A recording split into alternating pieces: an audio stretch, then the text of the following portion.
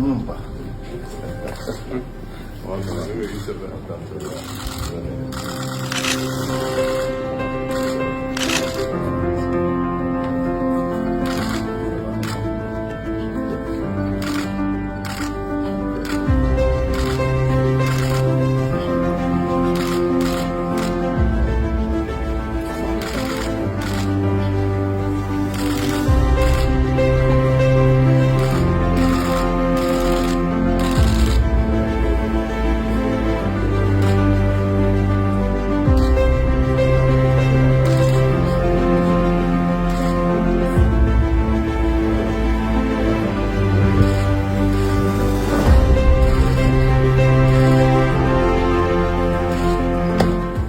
Voilà, Monsieur le Premier ministre, bienvenue.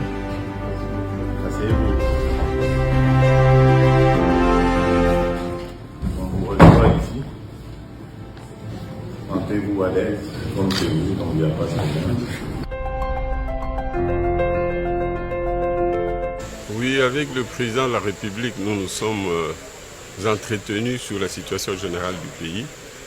Mon parti et moi, d'abord, nous avons commencé par le remercier pour les performances réalisées. D'abord, de manière générale, on le critiquait, on disait des lui qui se promenaient beaucoup à travers le pays, plutôt à travers le pays étranger, etc. Mais aujourd'hui, les résultats sont là, à savoir qu'il a réussi avec la communauté internationale d'obtenir que le Rwanda soit compris comme un pays qui agresse la République démocratique du Congo en utilisant des sous-fifres, c'est-à-dire des rebelles qu'il crée sur le terrain. Et donc les États-Unis ont obtenu finalement, sous son égide, la signature d'un accord qui désormais permet que les Rwandais puissent se retirer de notre pays, ainsi que les rebelles qu'ils ont fabriqués.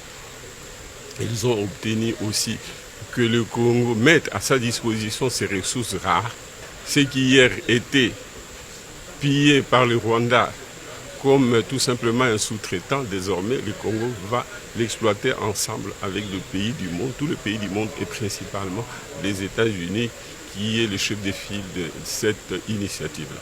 Il est normal que l'accord soit l'objet des critiques de la part des citoyens. Il faudra de plus en plus que le gouvernement l'explique davantage.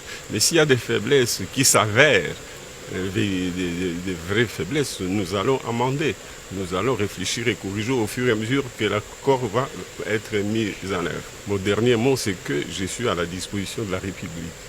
Je propose que le président de la République voit la possibilité d'organiser un dialogue, aujourd'hui ou demain, mais le plus important est qu'il engage des réformes importantes qui permettent de faire avancer le pays.